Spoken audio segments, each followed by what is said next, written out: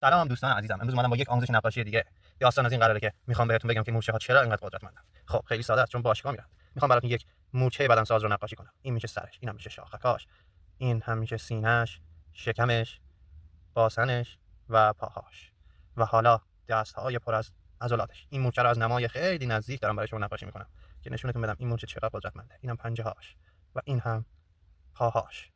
البته پاهاش هم باید عضلانی باشه که خیلی خوشحال هست از اینکه صبح تا شب کار میکنه. یک دمبل رو میخوام تو دستش نقاشی کنم. یک دمبل 60 70 کیلویی. ببینید داره میخنده زیر این وزنه، اصلا به هیچ ورش هم نیست که همچین دمبل سنگینی دستشه.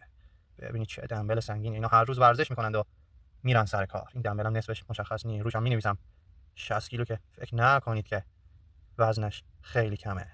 اینا 60 کیلویه، همه 60 کیلویه. این هم از یک نقاشی دیگه و یک رازی که از طبیعت فاش شد. تا یه نقاشی دیگه، خدا نگهدار.